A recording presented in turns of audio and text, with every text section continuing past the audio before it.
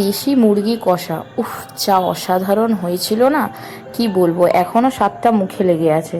তো চলো রেসিপিটা স্টার্ট করা যাক। তো প্রথমেই দেখো এখানে আদা আর রসুন পেস্টটা নিয়ে নিয়েছি, তারপরে কাঁচা লঙ্কা পেস্ট ছিল, তারপরে এখানে ধনে জিরে, তারপরে হচ্ছে ধনে পাতার পেছনের অংশটা, তারপরে হচ্ছে তোমার এখানে কুচনো পেঁয়াজ, কাশ্মীরি রেড চিলি পাউডার, ঝাল রেড চিলি পাউডার, তারপরে হলুদ গুঁড়ো, নুন, দেখো সবগুলো দিয়ে আমি ম্যারিনেট করে নিয়েছি। এখানে সামান্য তেলও দিয়েছিলাম, তো সেটা ভিডিও করতে ভুলে গেছি। এরপরে দেখো তেলটা গরম করে তার মধ্যে চিনিটাকে একটু পুড়িয়ে নিতে হবে সামান্য।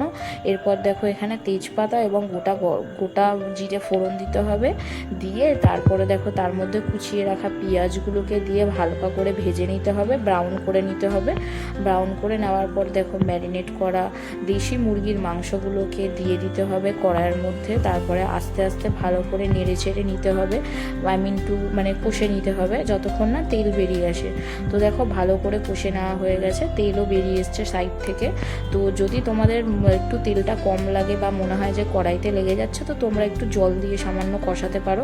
এরপর দেখো ভেজে রাখা আলুগুলোকেও দিয়ে দিয়েছি, তোমরা চাইলে আলু নাও দিতে পারো, স্কিপ করে দিতে পারো, কোনো সমস্যা নেই।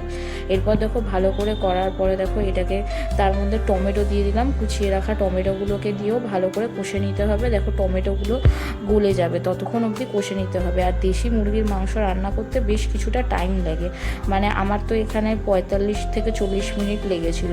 এরপর দেখো গরম করে রাখা জল এর মধ্যে দিয়ে দিয়েছিলাম, যতটা জল দেবো যাতে মাংসগুলো সেদ্ধ হয়ে যায়। এরপর ছেঁড়া কাঁচা লঙ্কা দিয়ে ঢাকা চাপা দিয়ে 10 থেকে 20 মিনিট পর্যন্ত যত নেড়ে নিতে হবে যতক্ষণ না আলু মাংসটা সেদ্ধ হয়ে যায়।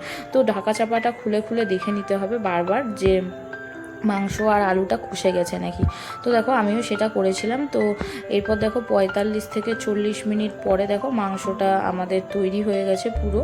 দেখো যতটা আমাদের তৈরি করা দরকার ছিল তো ততটা আমাদের তৈরি হয়ে গেছে। এরপর দেখো ফিনিশিং টাচ, তো এর মধ্যে সানরাইজের শাহি গরম মশলা আর ধনেপাতা ছড়িয়ে নিলেই তৈরি হয়ে যাবে আমাদের দেশি মুরগি কষা। অসাধারণ হয়েছিল, একবার খেয়ে অবশ্যই জানিও কেমন।